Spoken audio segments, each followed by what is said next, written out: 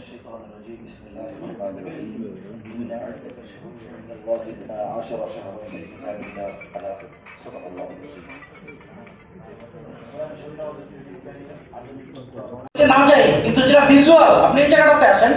যে কখনোই কি সংকট এখানে আসবে একটা কাফেলাই আসলো সম্ভব নয় কিন্তু এখন কি হচ্ছে এখন সিরিয়া কেন সারা পৃথিবীর সংবাদ আমার এই রুমের সংবাদ ওই রুমে পৌঁছাইতে সময় লাগতে পারে কিন্তু আমেরিকার সংবাদ ও পৃথিবীর যে কোনো দেশের সংবাদ এখানে বসে আমার জানতে মোটেই সেকেন্ড সময় লাগার কথা তো সেই সময়ে আমরা এই কাজটা কেন করব এই কাজটা আমরা করছি তার মানে মুসলিম বিশ্বকে আমরা বার্তা দিচ্ছি যে উই আর ইগনোরেন্ট কি কথা ঠিক কিনা বলেন আমরা বার্তা দিচ্ছি যে আমরা সায়েন্সকে মানি না আমরা টেকনোলজিকে মানি না আমরা এলিমেন্ট পূজা করি না আমরা পূজা করি আমরা অন্য কিছুর পূজা করি আমরা এটা যেন না করি বুঝতে হবে তো এখন বাংলাদেশ আমরা আলাদা একসময় পাকিস্তান বাংলাদেশ একসাথে ছিলাম তখন দেশ হিসাবে আমরা একসাথে চলেছি এখন বাংলাদেশ যদি আরো আলাদা হয় তাহলে কি আবার আলাদা হয়ে যাবো যদি 64 কাছে আলাদা হয়ে যায় তাহলে 64 টা কি হেলাল কমিটি হবে আজকে শাফি মাযহাব যে আমরা যেটা ফলো করতেছি আদৌ হানাফি মাযহাবের ডিসিশন না এইটা হচ্ছে শাফি মাযহাবের ফতোয়া শাফি মাযহাবের ফতোয়া অনুযায়ী ইমাম শাফি রাহমাতুল্লাহ আলাইহি সমাধান দিয়েছেন যে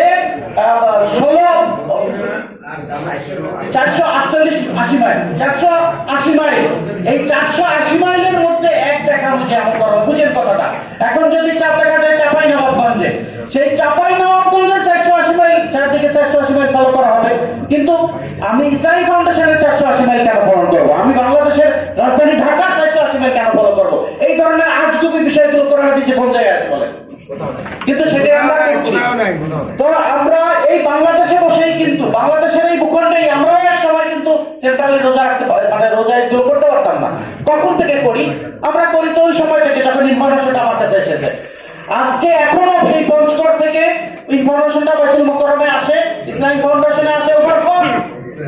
তাহলে ওভার ফোনই যখন আমি নিচ্ছি তাহলে সেই ফোন ব্যবস্থা সারা ওয়ার্ল্ডে তো সেম তাহলে আমি কেন নিচ্ছি না এগুলো হচ্ছে আমাদেরকে বিভক্ত রাখার প্রচেষ্টা আমাদেরকে বুঝতে হবে আমরা আশা করছি এগুলো আমরা বোঝার চেষ্টা করব এবং বিশেষ করে আমাদের এই বাংলাদেশে বা উপমহাদেশে কওমি উলামায়ে কেরাম যারা রয়েছেন আসলে তাদের মধ্যে আমাদের দাওয়াতটা বেশি পৌঁছাতে হবে তাদের কাছে আমাদের যেতে হবে এবং তাদের কাছে ব্যক্তি যোগাযোগ বা ঘরোয়া বৈঠক এগুলো আমাদেরকে করতে হবে এগুলো করে তাদেরকে যদি আমরা বোঝাতে পারি ইনশাআল্লাহ আশা করা যায় একটা সমাধানে আসা যাবে আজকে তারেক রহমান বিষয়টি বুঝেছেন উনি হয়তো আগামীতে ক্ষমতায় আসবে আমরা দোয়া করে নিয়ে আসুন কিন্তু তারেক রহমান চাইলেই তো পারবেন না